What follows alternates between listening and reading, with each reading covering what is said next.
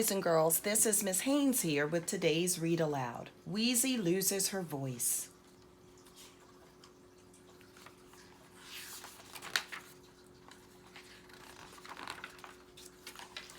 It was a very early morning in Dragonland. Zach, Wheezie, Cassie, and Ord were busy making up poems for that day's class in the school in the sky. Roses are red, dragons are blue, Zach recited. Whenever Wheezie sneezes, I say, achoo, Wheezie interrupted. Bless you, said Zach. Hey, that's a good way to end my poem. Zach proudly held it up. Pretty good, huh? Wheezie coughed. Are you sure you want to say blue? She began. Everyone knows. But before Wheezie could finish, the words suddenly stopped coming out of her mouth. Everyone knows what? Asked Zach. Wheezie's eyes grew wide, and she began to sputter. What is it, Wheezie? Cried Zach. What do you want to say?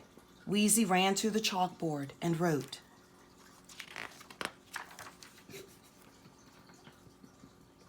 Zach looked around the classroom. I don't see your voice in here, he told Wheezie. Where else could it be? The twins ran outside and to look some more. Wheezie lifted a rock, but her voice wasn't under there either. Did you lose something? Asked Cassie as she and Ord hurried out to help. Wheezie lost her voice, answered Zach.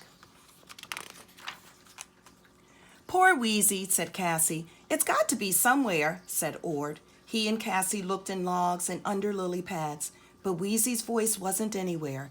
It was gone. Wheezie began crying big, drippy dragon tears. What if we never find it? She wrote on a rock.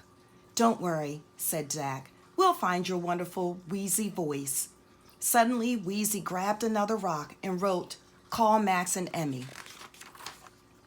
Great idea, Ord cheered. He used his dragon scale to call their friends for help. In a twinkle, Max and Emmy appeared. Max, Emmy, cried Ord. Climb on quick. Wheezie's lost something really important and we have to look for it. Let's go find it, shouted Max. Come on. What are we looking for? Emmy asked. Everyone was so busy searching, they didn't hear Emmy's question. Wheezie's voice was nowhere to be found. They searched Snowy Mountain and the dandelion forest. They looked in a crystal mine. And over a rainbow. We better fly back and tell Wheezie the bad news, said Ord. She won't be reading her poem today. One last try, Cassie said. She listened to a beautiful pink seashell she had found. I can hear the ocean, she said, but I don't hear Wheezie's voice. Soon they were back at the school. You lost your voice? I lost my voice once, Max told Wheezie. You did? Asked Zach. Where did you finally find it? Was it in a hole or under a rock? Asked Ord. That's not how you find a voice, giggled Emmy. Here's what you do. You get some honey and some tea. Oh, that's easy, answered Zach. I can find those. Emmy gave Wheezie a spoonful of the honey. Take this with your warm tea, she instructed Wheezie. There, how does that feel? Better, Wheezie whispered, touching her throat in surprise. Wheezie, cried Zach, giving her a big warm hug. Your voice is back. I guess my voice was there the whole time and I just didn't know it, Wheezie squeaked. I didn't lose it, I just couldn't use it.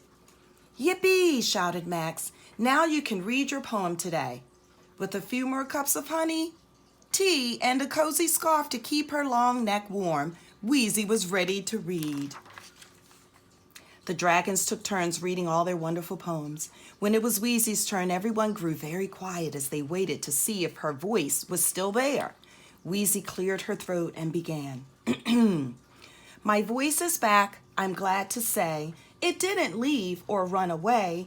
It didn't hide or play a trick. It left because my throat got sick. Everyone let out a big cheer as Wheezie took a bow. Love it, she said. Gee, Wheezie, said Zach. Now, can you tell me what you were going to say about my poem? Oh, answered Wheezie, Just that everyone knows there are blue dragons and pink dragons and purple dragons. But when I'm blue, there's only one wonderful green dragon who'll do. Who? Asked Zach. Wheezie gave her brother a great big hug. Zachy, it's you. Boys and girls, I hope you enjoyed Wheezie Loses Her Voice.